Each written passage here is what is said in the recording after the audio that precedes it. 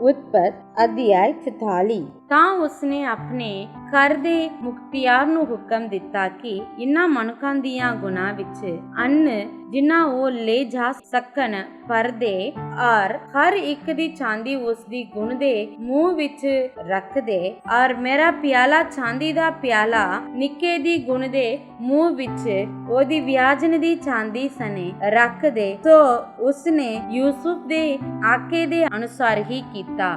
ਤਾਂ ਸਵੇਰ ਦੀ ਲੋਹ ਹੋਣ ਦੇ ਵੇਲੇ ਉਹ ਔਰ ਉਹਨਾਂ ਦੇ ਖੋਤੇ ਤੋਰ ਦਿੱਤੇ ਗਏ। ਉਹ ਨਗਰ ਤੋਂ ਬਾਹਰ ਅਜੇ ਦੂਰ ਨਹੀਂ ਗਏ ਸਨ ਕਿ ਯੂਸੁਫ ਨੇ ਆਪਣੇ ਮੁਖਤਿਆਰ ਨੂੰ ਹੁਕਮ ਦਿੱਤਾ ਕਿ ਉੱਠ ਉਹਨਾਂ ਮਨੁੱਖਾਂ ਦਾ ਪਿੱਛਾ ਕਰ ਔਰ ਜਦ ਤੂੰ ਉਹਨਾਂ ਨੂੰ ਜਾ ਲਵੇਂ ਤਾਂ ਉਹਨਾਂ ਨੂੰ ਆਖੀ ਤੁਸੀਂ ਕਿਉਂ ਭਲਾਈ ਦੇ ਬਦਲੇ ਬੁਰਾਈ ਕੀਤੀ ਕਿ ਇਹ ਉਹ ਨਹੀਂ ਜਿਹਦੇ ਵਿੱਚ ਮੇਰਾ ਸਵਾਮੀ ਪੀਂਦਾ ਹੈ ਔਰ ਜਿਹਦੇ ਨਾਲ ਫਲ ਵੀ ਪਾਉਂਦਾ ਹੈ। ਤੁਸਾਂ ਜੋ ਇਹ ਕੀਤਾ ਸੋ ਬੁਰਾ ਹੀ ਕੀਤਾ। ਤਾਂ ਉਸਨੇ ਉਹਨਾਂ ਨੂੰ ਜਾ ਲਿਆ ਔਰ ਇਹ ਗੱਲਾਂ ਉਹਨਾਂ ਨੂੰ ਆਖੀਆਂ ਅਤੇ ਉਹਨਾਂ ਨੇ ਉਹਨੂੰ ਆਖਿਆ ਸਾਡਾ ਸਵਾਮੀ ਇਹੋ ਅਜਿਹੀਆਂ ਗੱਲਾਂ ਕਿਉਂ ਬੋਲਦਾ ਹੈ? ਤੁਹਾਡੇ ਦਾਸਾਂ ਤੋਂ ਅਜਿਹਾ ਕੰਮ ਦੂਰ ਰਹੇ। ਵੇਖੋ ਉਹ ਚਾਂਦੀ ਜਿਹੜੀ ਸਾਨੂੰ ਸਾਡੀਆਂ ਗੁਨਾਹ ਦੇ ਮੂੰਹ ਵਿੱਚ ਲੱਭੀ ਕਨਾਨ ਦੇਸ ਤੋਂ ਮੋੜ ਕੇ ਤੁਹਾਡੇ ਕੋਲ ਲੈ ਆਏ ਹਾਂ। ਤਾਂ ਕਿਵੇਂ ਅਸੀਂ ਤੁਹਾਡੇ ਸਵਾਮੀ ਦੇ ਘਰ ਵਿੱਚੋਂ ਚਾਂਦੀ ਜਾਂ ਸੋਨਾ ਚੁਰਾ ਸਕਦੇ ਹਾਂ? ਤੁਹਾਡੇ ਦਾਸਾਂ ਵਿੱਚੋਂ ਜਿਸ ਦੇ ਕੋਲੋਂ ਉਹ ਲੱਭੇ ਉਹ ਮਾਰਿਆ ਜਾਵੇ ਔਰ ਅਸੀਂ ਵੀ ਆਪਣੇ ਸਵਾਮੀ ਦੇ ਗੁਲਾਮ ਹੋ ਜਾਵਾਂਗੇ। ਹਾਂ ਉਸਨੇ ਆਖਿਆ ਤੁਹਾਡੀਆਂ ਗੱਲਾਂ ਦੇ ਅਨੁਸਾਰ ਹੀ ਹੋਵੇਗਾ। ਜਿਸ ਦੇ ਕੋਲੋਂ ਉਹ ਲੱਭੇਗਾ ਉਹ ਮੇਰਾ ਗੁਲਾਮ ਹੋਵੇਗਾ ਪਰ ਤੁਸੀਂ ਨਿਰਦੋਸ਼ੀ ਠਹਿਰੋਗੇ। ਉਹਨਾਂ ਨੇ ਛੇਤੀ ਨਾਲ ਆਪੋ ਆਪਣੀਆਂ ਗੁਨਾਹ ਜ਼ਮੀਨ ਉੱਤੇ ਲਾ ਕੇ ਖੋਲ ਦਿੱਤੀਆਂ ਅਤੇ ਉਸਨੇ ਵੱਡੇ ਤੋਂ ਲੈ ਕੇ ਛੋਟੇ ਤੱਕ ਤਲਾਸ਼ੀ ਲਈ ਔਰ ਉਹ ਪਿਆਲਾ ਬੈਨਯਾਮੀਨ ਦੀ ਗੁਣ ਵਿੱਚੋਂ ਲੱਭਾ। ਤਾਂ ਉਹਨਾਂ ਨੇ ਆਪਣੇ ਵਸਤਰ ਪਾੜੇ ਔਰ ਹਰ ਇੱਕ ਨੇ ਆਪਣੇ ਪੋਥੇ ਲੱਦਿਆ ਔਰ ਉਹ ਨਗਰ ਨੂੰ ਮੁੜ ਆਏ। ਤਾਂ ਯਹੂਦਾ ਔਰ ਉਸਦੇ ਭਰਾ ਯੂਸੁਫ ਦੇ ਘਰ ਆਏ ਔਰ ਉਹ ਅਜੇ ਤੱਕ ਉੱਤੇ ਹੀ ਸੀ ਅਤੇ ਉਹ ਉਸਦੇ ਅੱਗੇ ਧਰਤੀ ਉੱਤੇ ਡਿੱਗ ਪਏ। ਫਿਰ ਯੂਸੁਫ ਨੇ ਉਹਨਾਂ ਨੂੰ ਆਖਿਆ ਇਹ ਕੀ ਕਰਤੂਤ ਹੈ ਜੋ ਤੁਸੀਂ ਕੀਤੀ? ਕੀ ਤੁਸੀਂ ਨਹੀਂ ਜਾਣਦੇ ਸੋ ਕਿ ਮੇਰੇ ਵਰਗਾ ਆਦਮੀ ਫਲ ਪਾ ਸਕਦਾ ਹੈ? ਤਾਂ ਯਹੂਦਾ ਨੇ ਆਖਿਆ ਅਸੀਂ ਆਪਣੇ ਸਵਾਮੀ ਨੂੰ ਕੀ ਆਖੀਏ ਔਰ ਕੀ ਬੋਲੀਏ ਔਰ ਅਸੀਂ ਆਪਣੇ ਆਪ ਨੂੰ ਕਿੱਦਾਂ ਧਰਮੀ ਬਣਾਈਏ? ਪਰਮੇਸ਼ਰ ਨੇ ਤੁਹਾਡੇ ਦਾਸਾਂ ਦੀ ਬੁਰਾਈ ਲੱਭ ਲਈ। ਵੇਖੋ ਅਸੀਂ ਆਪਣੇ ਸਵਾਮੀ ਦੇ ਗੁਲਾਮ ਹਾਂ ਅਸੀਂ ਵੀ ਅਤੇ ਉਹ ਵੀ ਜਿਸ ਦੇ ਕੋਲੋਂ ਪਿਆਲਾ ਲੱਭਾ ਹੈ। ਪਰ ਉਸਨੇ ਆਖਿਆ ਇਹ ਕੰਮ ਮੈਥੋਂ ਦੂਰ ਹੋਵੇ। ਉਹ ਮਨੁੱਖ ਜਿਸ ਦੇ ਕੋਲੋਂ ਪਿਆਲਾ ਲੱਭਾ ਉਹੀ ਮੇਰਾ ਗੁਲਾਮ ਹੋਵੇਗਾ।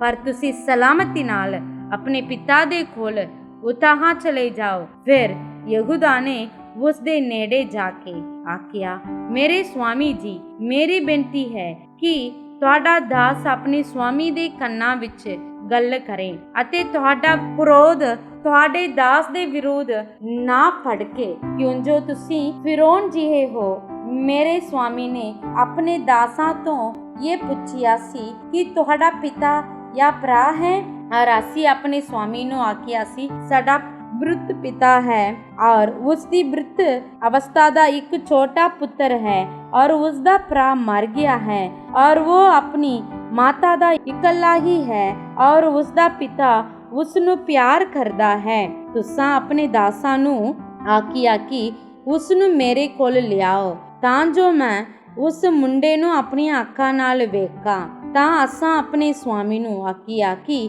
ਮੁੰਡਾ ਆਪਣੇ ਪਿਤਾ ਨੂੰ ਛੱਡ ਨਹੀਂ ਸਕਦਾ। ਜੇਕਰ ਉਹ ਆਪਣੇ ਪਿਤਾ ਨੂੰ ਛੱਡੇ ਤਾਂ ਉਹ ਮਰ ਜਾਊਗਾ। ਫਿਰ ਤੁਸੀਂ ਆਪਣੇ ਦਾਸਾਂ ਨੂੰ ਆਖਿਆ ਸੀ ਕਿ ਜਦ ਤੱਕ ਤੁਹਾਡਾ ਨਿੱਕਾ ਭਰਾ ਤੁਹਾਡੇ ਸੰਗ ਨਾ ਆਵੇ ਤੁਸੀਂ ਮੇਰਾ ਮੂੰਹ ਫਿਰ ਨਾ ਵੇਖੋਗੇ। ਯੂ ਹੋਇਆ ਕਿ ਜਦ ਅਸੀਂ ਤੁਹਾਡੇ ਦਾਸ ਆਪਣੇ ਪਿਤਾ ਕੋਲ ਆਏ ਤਾਂ ਅਸਾਂ ਆਪਣੇ ਸਵਾਮੀ ਦੀਆਂ ਗੱਲਾਂ ਉਸ ਨੂੰ ਦੱਸੀਆਂ। ਤਾਂ ਸਾਡੇ ਪਿਤਾ ਨੇ ਆਖਿਆ ਕਿ ਮੁੜ ਕੇ ਜਾਓ ਔਰ ਥੋੜਾ ਅੰਨ ਸਾਡੇ ਲਈ ਵਿਆਜ ਲਿਆਓ। ਪਰ ਅਸਾਂ ਆਖਿਆ ਅਸੀਂ ਨਹੀਂ ਜਾ ਸਕਦੇ। ਜੇਕਰ ਸਾਡਾ ਨਿੱਕਾ ਭਰਾ ਸਾਡੇ ਨਾਲ ਹੋਵੇ ਤਾਂ ਅਸੀਂ ਜਾਵਾਂਗੇ, ਕਿਉਂ ਜੋ ਜਦ ਤੱਕ ਸਾਡਾ ਨਿੱਕਾ ਭਰਾ ਸਾਡੇ ਸੰਗ ਨਾ ਜਾਵੇ ਅਸੀਂ ਉਸ ਮਨੁੱਖ ਦਾ ਮੂੰਹ ਨਾ ਵੇਖ ਸਕਾਂਗੇ। ਉਪਰੰਤ ਤੁਹਾਡੇ ਦਾਸ ਸਾਡੇ ਪਿਤਾ ਨੇ ਸਾਨੂੰ ਆਖਿਆ, ਤੁਸੀਂ ਜਾਣਦੇ ਹੋ ਕਿ ਮੇਰੀ ਪਤਨੀ ਮੇਰੇ ਲਈ 2 ਪੁੱਤਰ ਜਨੇ, ਇੱਕ ਮੇਰੇ ਕੋਲੋਂ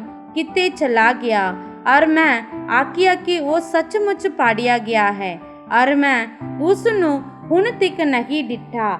ਔਰ ਜੇਕਰ ਤੁਸੀਂ ਇਸ ਨੂੰ ਵੀ ਮੇਰੇ ਅੱਗੋਂ ਲੈ ਜਾਓਗੇ ਔਰ ਕੋਈ ਵਿਪਤਾ ਉਸ ਉਤੇ ਆ ਪਈ ਤਾਂ ਤੁਸੀਂ ਮੇਰੇ ਤੌਲੀਆਂ ਨੂੰ ਇਸ ਬੁਰੀਆਈ ਨਾਲ ਪਤਾਲ ਵਿੱਚ ਉਤਾਰੋਗੇ। ਹੁਣ ਜਦ ਤੁਹਾਡੇ ਦਾਸ ਆਪਣੇ ਪਿਤਾ ਦੇ ਕੋਲ ਮੈਂ ਜਾਵਾਂ ਔਰ ਇਹ ਮੁੰਡਾ ਸੰਗ ਨਾ ਹੋਵੇ ਤਾਂ ਇਸ ਲਈ ਕਿ ਉਹਦੇ ਪ੍ਰਾਣ ਮੁੰਡੇ ਦੇ ਪ੍ਰਾਣਾਂ ਨਾਲ ਬੰਦੇ ਹੋਏ ਹਨ, ਤਾਂ ਯੂੰ ਹੋਊਗਾ ਕਿ ਜਦ ਉਹ ਵੇਖੇਗਾ ਕਿ ਮੁੰਡਾ ਹੈ ਹੀ ਨਹੀਂ ਤਾਂ ਉਹ ਮਰ ਜਾਊਗਾ ਔਰ ਤੁਹਾਡਾ ਦਾਸ ਆਪਣੇ ਪਿਤਾ ਦੇ ਤੌਲੀਆਂ ਨੂੰ ਸੋਗ ਨਾਲ ਪਤਾਲ ਵਿੱਚ ਉਹ ਉਤਾਰਨਗੇ, ਕਿਉਂ ਜੋ ਤੁਹਾਡਾ ਦਾਸ ਆਪਣੇ ਪਿਤਾ ਕੋਲ ਮੁੰਡੇ ਦਾ ਜਾਮਨ ਆਇ ਹੋਇਆ ਪਈ।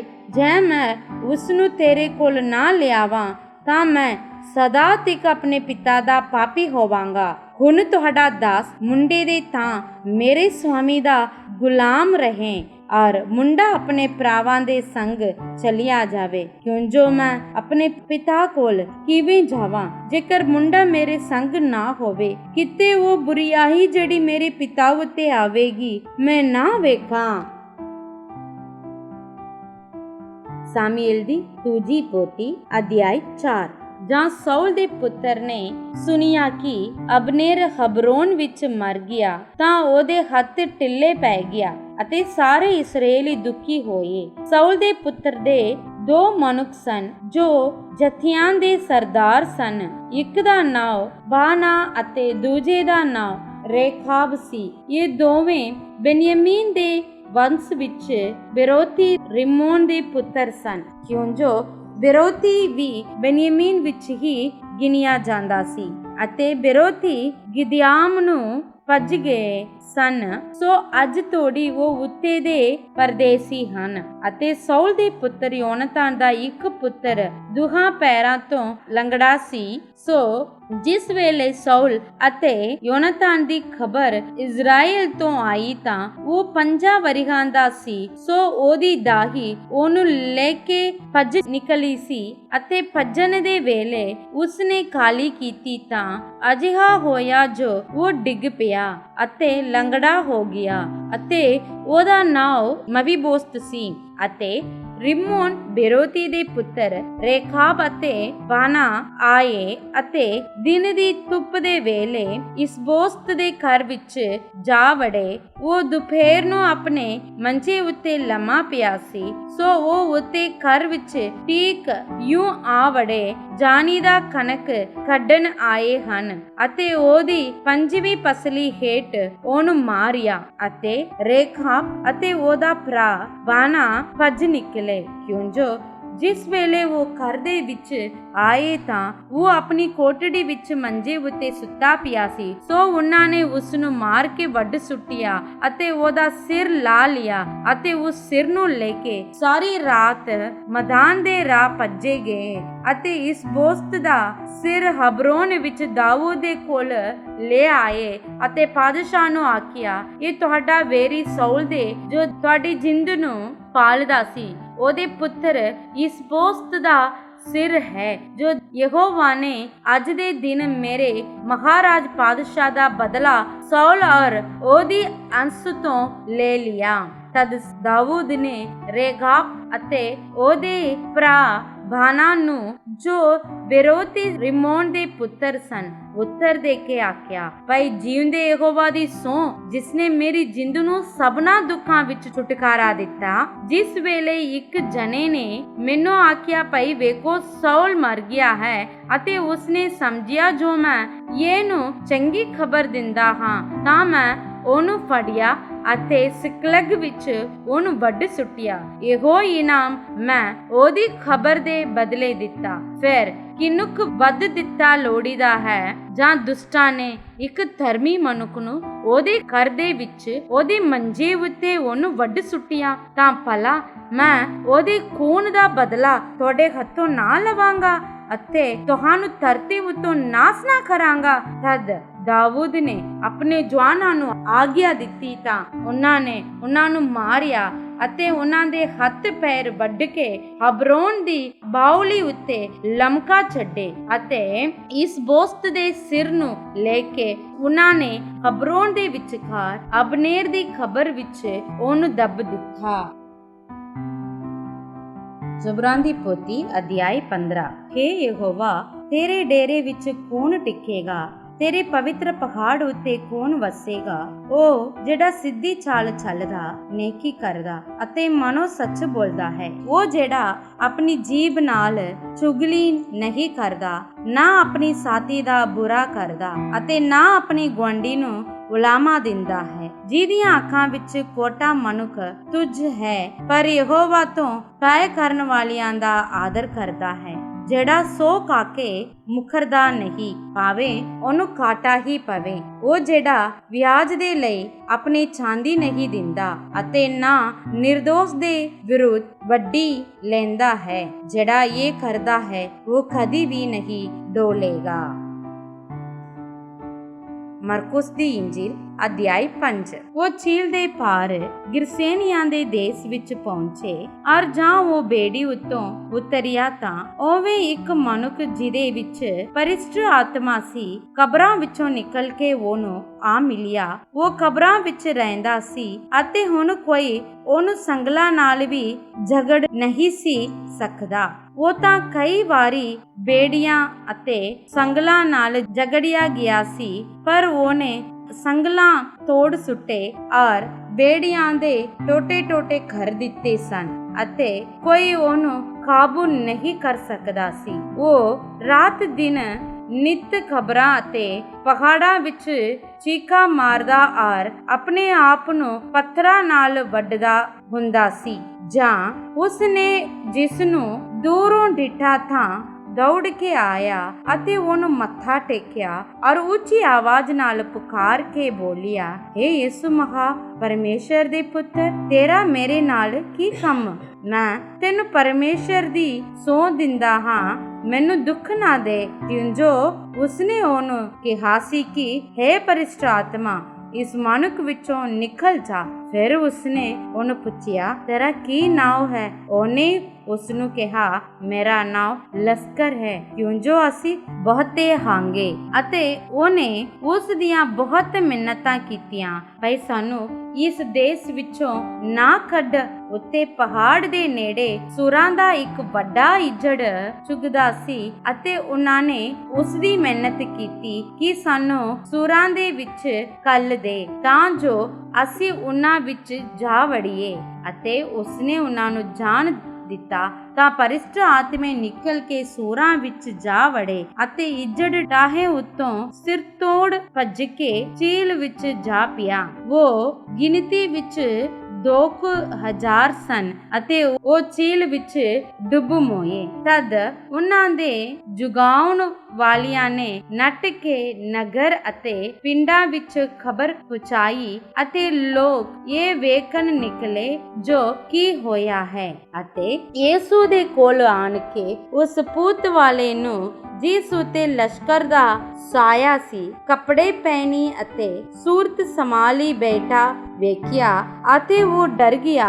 ਤਾਂ ਵੇਖਣ ਵਾਲਿਆਂ ਨੇ ਉਸ ਪੁੱਤ ਵਾਲੇ ਦੀ ਵਾਰਤਾ ਅਤੇ ਸੂਰਾਂ ਦਾ ਹਵਾਲਾ ਉਹਨਾਂ ਨੂੰ ਦੱਸਿਆ। ਤਦ ਉਹ ਉਸ ਦੀ ਮਿਹਨਤ ਕਰਨ ਲੱਗੇ ਜੋ ਸਾਡੀ ਹੱਦੋਂ ਬਾਹਰ ਨਿਕਲ ਜਾਓ। ਅਤੇ ਜਿਉਂ ਉਹ ਬੇੜੀ ਉੱਤੇ ਚੜਨ ਲੱਗਾ ਤਾਂ ਉਸ ਪੁੱਤ ਵਾਲੇ ਨੇ ਉਸ ਦੇ ਨਾਲ ਰਹਿਣ ਲਈ ਉਸ ਦੇ ਅੱਗੇ ਬੇਨਤੀ ਕੀਤੀ। ਉਸਨੇ ਉਹਨੂੰ ਰਹਿਣ ਨਾ ਦਿੱਤਾ, ਪਰ ਉਹਨੂੰ ਆਖਿਆ, ਆਪਣੇ ਘਰ ਆਪਣੇ ਸਾਕਾਂ ਕੋਲ ਜਾ ਅਤੇ ਉਹਨਾਂ ਨੂੰ ਦੱਸ ਜੋ ਪ੍ਰਭੂ ਨੇ ਤੇਰੇ ਲਈ ਕਿਹੜੇ ਕੰਮ ਕੀਤੇ ਹਨ ਔਰ ਤੇਰੇ ਉੱਤੇ ਦਇਆ ਕੀਤੀ। ਤਾਂ ਉਹ ਚਲਿਆ ਗਿਆ ਔਰ ਦਿਕਾਪੋਲਿਸ ਵਿੱਚ ਪ੍ਰਚਾਰ ਕਰਨ ਲੱਗਾ ਜੋ ਯਿਸੂ ਨੇ ਮੇਰੇ ਲਈ ਕਿਹੜੇ ਕੰਮ ਕੀਤੇ ਤਾਂ ਸਾਰੇ ਲੋਕ ਹੈਰਾਨ ਹੋਏ। ਜਾਂ ਯਿਸੂ ਬੇੜੀ ਉੱਤੇ ਫਿਰ ਪਾਰ ਲੰਘਿਆ ਤਾਂ ਇੱਕ ਵੱਡੀ ਭੀੜ ਉਸ ਕੋਲ ਇਕੱਠੀ ਹੋਈ ਅਤੇ ਉਸ ਝੀਲ ਦੇ ਕੰਢੇ ਉੱਤੇ ਸੀ।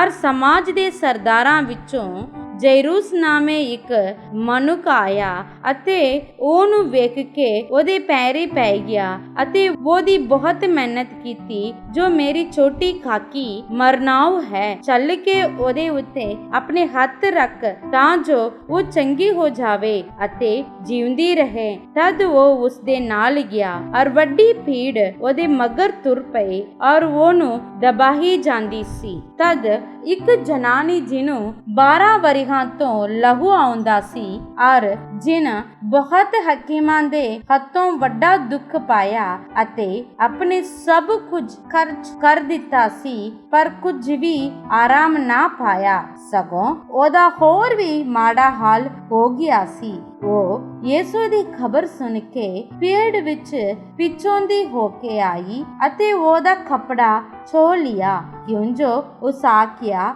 ਜੇ ਮੈਂ ਨਿਰਾ ਉਹਦੇ ਕੱਪੜੇ ਨੂੰ ਹੀ ਛੋਹਾਂ ਤਾਂ ਚੰਗੀ ਹੋ ਜਾਵਾਂਗੀ। ਅਤੇ ਉਵੇਂ ਉਸ ਦੇ ਲਹੂ ਦਾ ਬਹਾਵ ਸੁੱਕ ਗਿਆ ਔਰ ਉਹਨ ਆਪਣੇ ਸਰੀਰ ਵਿੱਚ ਮਾਲੂਮ ਕਰ ਲਿਆ ਜੋ ਮੈਂ ਇਸ ਬਲਾ ਤੋਂ ਛੁੱਟੀ। ਅਤੇ ਯਿਸੂ ਨੇ ਉਸ ਵੇਲੇ ਆਪਣੇ ਮਨ ਵਿੱਚ ਜਾਣ ਕੇ ਜੋ ਮੇਰੇ ਵਿੱਚੋਂ ਸ਼ਕਤੀ ਨਿਕਲੀ ਹੈ, ਉਸ ਭੀੜ ਦੀ ਵੱਲ ਮੁੜ ਕੇ ਕਿਹਾ, ਮੇਰੇ ਕੱਪੜੇ ਨੂੰ ਕਿਨੇ ਛੋਇਆ? ਉਹਦੇ ਚੇਲਿਆਂ ਨੇ ਉਹਨੂੰ ਆਖਿਆ, ਤੂੰ ਵੇਖਦਾ ਹੈ ਜੋ ਲੋਕ ਤੈਨੂੰ ਦਬਾਉਂਦੇ ਹਨ, ਫਿਰ ਤੂੰ ਕਹਿੰਦਾ ਹੈ ਮੈਨੂੰ ਕਿਨੇ ਛੋਇਆ? ਅਤੇ ਉਹਨੇ ਇਧਰ ਉਧਰ ਨਜ਼ਰ ਮਾਰੀ ਭਈ ਇਸ ਕੰਮ ਦੀ ਕਰਨ ਵਾਲੀ ਨੂੰ ਵੇਖੇ। ਤਦ ਉਹ ਜਨਾਨੀ ਜੋ ਕੁਝ ਉਸ ਉੱਤੇ ਬੀਤਿਆ ਸੀ ਜਾਣ ਕੇ ਡਰਦੀ ਅਤੇ ਕੰਬਦੀ ਆਈ ਅਤੇ ਉਹਦੇ ਚਰਨਾਂ ਉੱਤੇ ਡਿੱਗ ਕੇ ਸਾਰੀ ਹਕੀਕਤ ਉਹਨੂੰ ਦੱਸ ਦਿੱਤੀ। ਤਾਂ ਉਹਨੇ ਉਸ ਨੂੰ ਆਖਿਆ, ਹੇ ਬੇਟੀ, ਤੇਰੀ ਨੇਚਾ ਨੇ ਤੈਨੂੰ ਚੰਗਾ ਕੀਤਾ ਹੈ, ਸਲਾਮਤ ਚਲੀ ਜਾ ਅਤੇ ਆਪਣੀ ਬਲਾ ਤੋਂ ਬਚੀ ਰਹੋ। ਉਹ ਅਜੇ ਬੋਲਦਾ ਹੀ ਸੀ ਕਿ ਸਮਾਜ ਦੇ ਸਰਦਾਰ ਦੇ ਘਰੋਂ ਲੋਕਾਂ ਨੇ ਆਣ ਕੇ ਆਖਿਆ, ਤੇਰੀ ਧੀ ਮਰ ਗਈ, ਗੁਰੂ ਨੂੰ ਕਿਉਂ ਹੋਰ ਖੇਚਲ ਪਾਉਂਦਾ ਹੈ? ਪਰ ਯਿਸੂ ਨੇ ਉਸ ਗੱਲ ਦੀ ਜੋ ਉਹ ਆਖਦੇ ਸਨ ਪਰਵਾਹ ਨਾ ਕਰਕੇ ਸਮਾਜ ਦੇ ਸਰਦਾਰ ਨੂੰ ਆਖਿਆ, ਨਾ ਡਰ, ਕੇਵਲ ਨੇਚਾ ਕਰ। ਤਾਂ ਉਸਨੇ ਪਤਰਸ ਔਰ ਯਾਕੂਬ ਦੇ ਭਰਾ ਯੂਹੰਨਾ ਦੇ ਬਿਨਾ ਹੋਰ ਕਿਸੇ ਨੂੰ ਆਪਣੇ ਨਾਲ ਆਉਣ ਨਾ ਦਿੱਤਾ। ਅਤੇ ਜਦ ਉਹ ਸਮਾਜ ਦੇ ਸਰਦਾਰ ਦੇ ਘਰ ਪਹੁੰਚੇ ਤਦ ਉਸਨੇ ਰੋਲਾ ਪਾਉਂਦੇ ਹੋਏ ਅਤੇ ਲੋਕਾਂ ਨੂੰ ਬਹੁਤ ਰੋਂਦੇ ਕੁਰਲਾਉਂਦੇ ਵੇਖਿਆ ਅਤੇ ਅੰਦਰ ਜਾ ਕੇ ਉਹਨੂੰ ਆਖਿਆ, ਤੁਸੀਂ ਕਾਹਨੂੰ ਰੋਲਾ ਪਾਉਂਦੇ ਅਤੇ ਰੋਂਦੇ ਹੋ? ਕੁੜੀ ਮਰੀ ਨਹੀਂ ਪਰ ਸੁੱਤੀ ਹੋਈ ਹੈ। ਤਾਂ ਉਹ ਉਸ ਉੱਤੇ ਹੱਸੇ, ਪਰ ਉਹ ਸਭਨਾਂ ਨੂੰ ਬਾਹਰ ਕੱਢ ਕੇ ਕੁੜੀ ਦੇ ਮਾਂ ਪਿਓ ਅਤੇ ਆਪਣੇ ਸਾਥੀਆਂ ਨੂੰ ਨਾਲ ਲੈ ਕੇ ਜਿੱਤੇ ਕੁੜੀ ਸੀ ਉੱਤੇ ਅੰਦਰ ਗਿਆ ਔਰ ਉਸਨੇ ਕੁੜੀ ਦਾ ਹੱਥ ਫੜ ਕੇ ਉਹਨੂੰ ਕਿਹਾ, ਤਲਿਤਾ ਕੁਮੀ। ਇਹਦਾ ਅਰਥ ਇਹ ਹੈ ਕਿ ਹੇ ਕੰਨਿਆ, ਮੈਂ ਤੈਨੂੰ ਆਖਦਾ ਹਾਂ, ਉੱਠ। ਉਹ ਕੁੜੀ ਝੱਟ ਉੱਠ ਖੜੀ ਹੋਈ ਔਰ ਤੁਰਨ ਫਿਰਨ ਲੱਗੀ, ਕਿਉਂ ਜੋ ਉਹ 12 ਵਰਿਆਂ ਦੀ ਸੀ। ਅਤੇ ਉਵੇਂ ਲੋਕ ਵੱਡੇ ਅਚੰਭੇ ਵਿੱਚ ਆਣ ਕੇ ਹੈਰਾਨ ਹੋ ਗਏ ਅਤੇ ਉਸਨੇ ਉਹਨਾਂ ਨੂੰ ਤਾਕੀਦ ਨਾਲ ਹੁਕਮ ਕੀਤਾ ਭਈ ਕੋਈ ਇਹ ਗੱਲ ਨਾ ਜਾਣੇ ਅਤੇ ਆਖਿਆ ਕਿ ਉਸ ਨੂੰ ਕੁਝ ਖਾਣ ਲਈ ਦਿੱਤਾ ਜਾਏ। ਆਮੀਨ ਆਮੀਨ। ਸਭਨਾਂ ਨੂੰ ਪਿਆਰ ਭਰੀ ਜੈ ਮਸੀਹ ਦੀ ਅੱਜ ਜੋ ਆਪਾਂ ਵਚਨ ਪੜ੍ਹਿਆ ਸੀ ਉਸ ਵਿੱਚੋਂ ਕੁਝ ਗੱਲਾਂ ਨੂੰ ਧਿਆਨ ਕਰਾਂਗੇ। ਉਤਪਤ ਦੇ ਕਿਤਾਬ ਅਧਿਆਇ 44 ਇਸ ਵਿੱਚ ਆਪਾਂ ਵੇਖਦੇ ਹਾਂ ਯੂਸਫ ਉਹਦੇ ਭਰਾਵਾਂ ਨੂੰ ਪਰਖਦਾ। ਉਹ ਇਸ ਪ੍ਰਕਾਰ ਪਰਖਦਾ ਕਿ ਉਹਦੇ ਚਾਂਦੀ ਦੇ ਪਿਆਲਾ ਨੂੰ ਬੈਨਯਾਮੀਨ ਦੇ ਗੁਣ ਵਿੱਚ ਪਾ ਦਿੰਦਾ ਅਤੇ ਉਹਨਾਂ ਨੂੰ ਆਖਦਾ, ਤੁਸੀਂ ਮੇਰੇ ਚਾਂਦੀ ਦੇ ਪਿਆਲਾ ਨੂੰ ਚੋਰੀ ਕਰ ਲਿਆ। ਤਾਂ ਉਹ ਆਖਦੇ, ਅਸੀਂ ਤੁਹਾਡੇ ਪਿਆਲਾ ਨੂੰ ਚੋਰੀ ਨਹੀਂ ਕੀਤੇ। ਤਾਂ ਉਹ ਆਖਦਾ, ਜਿਹਦੇ ਗੁਣ ਵਿੱਚ ਉਹ ਪਾਇਆ ਜਾਵੇਗਾ ਉਹ ਮੇਰਾ ਗੁਲਾਮੀ ਹੋਵੇਗਾ। ਜਦ ਉਹ ਬੈਨਯਾਮੀਨ ਦੇ ਗੁਣ ਵਿੱਚ ਪਾਇਆ ਜਾਂਦਾ। ਤਦ ਯਹੂਦਾ ਅਤੇ ਉਹਦੇ ਸਾਰੇ ਭਰਾਵਾਂ ਯੂਸਫ ਦੇ ਕੋਲ ਸਿਫਾਰਿਸ਼ ਕਰਦੇ ਅਤੇ ਆਖਦੇ ਕਿ ਬੇਨਿਯਮੀਨ ਛੱਡ ਦਿਓ, ਉਹਦੇ ਬਦਲਾ ਮੈਨੂੰ ਰੱਖ ਦਿਓ, ਕਿਉਂਕਿ ਬੇਨਿਯਮੀਨ ਜੇ ਸਾਡੇ ਨਾਲ ਨਾ ਜਾਵੇ ਤਾਂ ਸਾਡੇ ਪਿਤਾ ਦੇ ਉੱਤੇ ਵਿਪਤਾ ਆਵੇਗੀ। ਅਸੀਂ ਕਿਵੇਂ ਸਾਡੇ ਪਿਤਾ ਦੇ ਉੱਤੇ ਵਿਪਤਾ ਆਵੇ ਉਸ ਨੂੰ ਵੇਖਾਂਗੇ ਆਖਦੇ।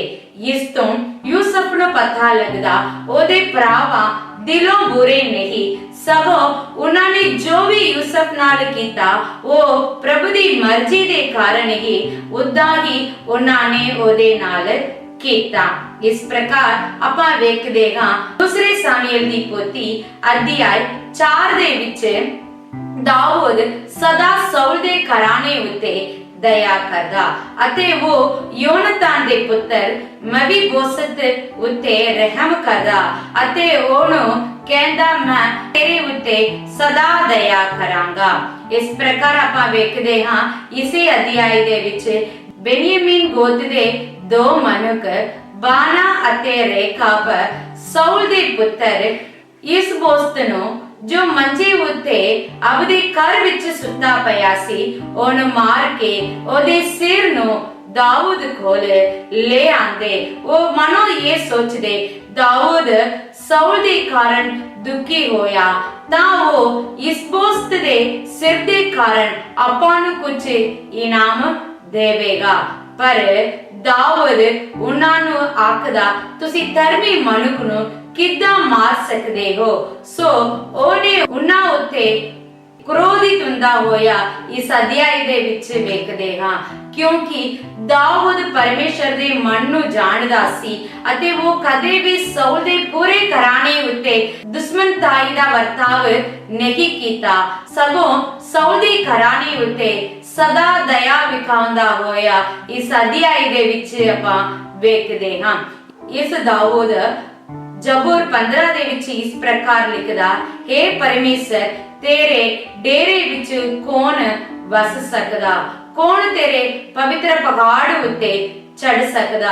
ਦਿਲੋਂ ਜਿਹੜੇ ਬੁਰੇ ਨਹੀਂ ਸੋਚਦੇ ਅਤੇ ਜਿਹੜੇ ਚੰਗੇ ਕੰਮ ਕਰਦੇ, ਜਿਹੜੇ ਸਿੱਧੇ ਰਾਹ ਤੇ ਚੱਲਦੇ ਨੇ, ਉਹੀ ਤੇਰੇ ਉਸ ਪਵਿੱਤਰ ਪਹਾੜ ਉੱਤੇ ਚੜ ਸਕਦਾ ਅਤੇ ਉਸ ਪਵਿੱਤਰ ਡੇਰੇ ਵਿੱਚ ਵਾਸ ਕਰ ਸਕਦਾ। ਤੇ ਇਸ ਵਿੱਚੋਂ ਉਹ ਇਹ ਗੱਲ ਦਿਖਾਉਂਦਾ ਹੈ ਕਿ ਪਰਮੇਸ਼ਰ ਸਦਾ ਧਰਮੀ ਉੱਤੇ ਅਤੇ ਜਿਹੜਾ ਸਿੱਧੀ ਚਾਲ ਚੱਲਦਾ ਹੈ ਉਹਨਾਂ ਉੱਤੇ ਹੀ ਕਿਰਪਾ ਕਰਦਾ ਅਤੇ ਉਹਨਾਂ ਉੱਤੇ ਹੀ ਪਿਆਰ ਕਰਦਾ, ਅਤੇ ਜਿਹੜਾ ਬੁਰੇ ਦਿਲੋਂ ਬੁਰੇ ਸੋਚਦੇ ਅਤੇ ਆਪਣੇ ਭਰਾਵਾਂ ਦੀ ਖਿਲਾਫ ਉੱਠਦੇ ਅਤੇ ਚੁਗਲੀ ਕਰਦੇ ਅਤੇ ਉਹਨਾਂ ਦੇ ਖਿਲਾਫ ਕੁਝ ਕਰਦੇ ਹੋਣ ਉਹਨਾਂ ਉੱਤੇ ਪਰਮੇਸ਼ਰ ਕ੍ਰੋਧਿਤ ਕਰਦਾ ਕਰਕੇ। ਇਸ ਪ੍ਰਕਾਰ ਆਪਾਂ ਵੇਖਦੇ ਹਾਂ ਮਰਕੁਸ ਦੀ ਇੰਜੀਲ ਅਧਿਆਇ 5 ਦੇ ਵਿੱਚ ਯਿਸੂ ਮਸੀਹ ਗੈਤਸੇਮਨੀ ਪਿੰਡ ਦੇ ਵਿੱਚ ਇੱਕ ਮਨੁੱਖ ਜਿਹਦੇ ਵਿੱਚ ਬਹੁਤ ਸਾਰੀਆਂ ਭੂਤ ਪਰੀਤਾਂ ਹੈਗਾ ਸੀ ਉਸ ਮਨੁੱਖ ਨੂੰ ਚੰਗਾ ਕਰਦਾ ਅਤੇ ਉਸ ਗੈਤਸੇਮਨੀ ਪਿੰਡ ਦੇ ਲੋਕ ਯਿਸੂ ਮਸੀਹ ਜਦ ਉਸ ਮਨੁੱਖ ਨੂੰ ਚੰਗਾ ਕੀਤਾ ਉਸ ਦੇ ਕਾਰਨ ਖੁਸ਼ ਨਹੀਂ ਹੋਏ, ਸਗੋਂ ਜਦ ਉਹਨਾਂ ਪਰਿਸ਼ਟ ਆਤਮਾ ਉਸ ਮਨੁੱਖ ਤੋਂ ਨਿਕਲ ਕੇ ਉਹਨਾਂ ਦੇ ਸੂਰ ਨੂੰ ਮਾਰ ਡਾਲੀ ਸੀ, ਉਹਨਾਂ ਦੇ ਬਿਜ਼ਨਸ ਦੇ ਵਿੱਚ ਨੁਕਸ ਪਹੁੰਚਾ ਦਿੱਤੀ ਸੀ, ਉਸ ਕਾਰਨ ਪ੍ਰਭੂ ਯਿਸੂ ਮਸੀਹ ਨੂੰ ਆਖਦੇ ਤੁਸੀਂ ਸਾਡੇ ਇਲਾਕਾ ਦੇ ਵਿੱਚ ਨਾ ਰਹੋ ਤੇ ਸਾਥੋਂ ਚਲੇ ਜਾਓ। ਮਤਲਬ ਗੈਤਸੇਮਨੀ ਪਿੰਡ ਦੇ ਲੋਕ ਦਿਲੋਂ ਬੁਰੇ, ਉਹ ਇੱਕ ਮਨੁੱਖ ਬਥੇਰੇ ਸਮਾਂ ਤੋੜੀ ਦੁਖੀ ਰਹਾ, ਪਰ ਜਦ ਉਹ ਚੰਗਾ ਹੋਇਆ ਉਸ ਤੋਂ ਉਹ ਖੁਸ਼ ਨਹੀਂ ਹੋਏ, ਆਪਣੇ ਫਾਇਦਾ ਦੀ ਕੋਈ ਨੁਕਸ ਪੈ ਗਿਆ, ਉਸ ਕਾਰਨ ਉਹ ਦੁਖੀ ਹੁੰਦੇ ਹੋਏ ਨਜ਼ਰ ਆਂਦੇ। ਤਾਂ ਪ੍ਰਭੂ ਯਿਸੂ ਮਸੀਹ ਉਸ ਪਿੰਡ ਤੋਂ ਤੁਰ ਪਿਆ ਅਤੇ ਅੱਗੇ ਜਾ ਕੇ ਜਦ ਉਹ ਸੇਵਾ ਕਰਦਾ ਸੀ ਉਦੋਂ ਜੈਰਸ ਨਾਮ ਦਾ ਇੱਕ ਮਨੁੱਖ ਉਹਦੀ ਬੇਟੀ ਨੂੰ ਚੰਗਾ ਕਰਨ ਲਈ ਪ੍ਰਭੂ ਦੇ ਅੱਗੇ ਦੁਆ ਕਰਦਾ। ਜਦ ਰਾਹ ਵਿੱਚ ਉਹਦੇ ਘਰ ਕੰਨਿਓ ਪ੍ਰਭੂ ਯਿਸੂ ਮਸੀਹ ਜਾ ਰਿਹਾ ਸੀ ਉਦੋਂ ਆਪਾਂ ਵੇਖਦੇ ਹਾਂ ਕਿ ਇੱਕ 12 ਸਾਲ ਦੀ ਰੋਗਣ ਭੈਣ ਯਿਸੂ ਮਸੀਹ ਦਾ ਪੱਲਾ ਚੁੱਕੇ ਚੰਗਾ ਹੁੰਦੀ ਅਤੇ ਪ੍ਰਭੂ ਯਿਸੂ ਮਸੀਹ ਉਸ ਤੀਵੀ ਨੂੰ ਆਖਦਾ, ਬੇਟੀ ਤੇਰੀ ਨੇਚਾ ਨੇ ਚੰਗਾ ਕੀਤੀ। ਜਦ ਉਹ ਉਸ ਘਰ ਵਿੱਚ ਜਾਂਦਾ ਤਾਂ ਲੋਕ ਕਹਿੰਦੇ, ਗੁਰੂ ਜੀ ਨੂੰ ਤੰਗ ਨਾ ਕਰੋ, ਤੇਰੀ ਬੇਟੀ ਮਰ ਚੁੱਕੀ ਹੈ। ਤਾਂ ਪ੍ਰਭੂ ਯਿਸੂ ਮਸੀਹ ਕਹਿੰਦਾ ਕਿ ਇਹ ਮਰੀ ਨਹੀਂ ਹੈ, ਸਗੋਂ ਉਹ ਸੁੱਤੀ ਪਈ ਹੈ। ਕਿ ਕੱਲਾ ਉਹਦੇ ਮਾਂ-ਬਾਪ ਨੂੰ ਉਸ ਕੁੜੀ ਦੇ ਕਮਰੇ ਵਿੱਚ ਲੈ ਜਾ ਕੇ ਉਸ ਕੁੜੀ ਨੂੰ ਜੀਵਦਾ ਖੜਾ ਕਰਦਾ ਹੋਇਆ ਇਸ ਅਧਿਆਇ ਦੇ ਵਿੱਚ ਵੇਖਦੇ ਹਾਂ। ਇਹਨਾਂ ਸਾਰੇ ਅਧਿਆਇ ਦੇ ਵਿੱਚੋਂ ਆਪਾਂ ਵੇਖਦੇ ਹਾਂ ਜਿਹੜਾ ਦਿਲੋਂ ਬੁਰੇ ਨਹੀਂ, ਸਿੱਧੇ ਚਾਲ ਚੱਲਦੇ ਨੇ ਅਤੇ ਪ੍ਰਭੂ ਦੀ ਮਰਜ਼ੀ ਅਨੁਸਾਰ ਚੱਲਦੇ ਨੇ, ਉਹੀ ਪਰਮੇਸ਼ਰ ਦੇ ਖੁਸ਼ੀ ਵਿੱਚ ਅਤੇ ਪਰਮੇਸ਼ਰ ਦੇ ਉਸ ਪਵਿੱਤਰਤਾਈ ਦੀ ਖੁਸ਼ੀ ਨੂੰ ਲੈ ਸਕਦੇ ਨੇ ਅਤੇ ਪਾ ਸਕਦੇ ਨੇ ਅਤੇ ਉਸ ਆਨੰਦ ਨੂੰ, ਉਸ ਛੁਟਕਾਰਾ ਨੂੰ ਪਾ ਸਕਦੇ ਨੇ। ਸਗੋਂ ਜਿਹੜਾ ਦਿਲੋਂ ਬੁਰੇ ਹੁੰਦੇ ਨੇ ਉਹ ਕਦੇ ਵੀ ਪਰਮੇਸ਼ਰ ਕੋਲੋਂ ਕਿਸੇ ਵੀ ਪ੍ਰਕਾਰ ਦੀ ਆਸੀਸ ਨੂੰ, ਬਰਕਤ ਨੂੰ ਪਾ ਨਹੀਂ ਸਕਦੇ। ਇਹਨਾਂ ਸਾਰੇ ਵਚਨਾਂ ਦੇ ਰਾਹੀਂ ਪ੍ਰਭੂ ਆਸੀਸ ਦੇਵੇ। ਜੈ ਮਸੀਹ ਦੀ। God bless you।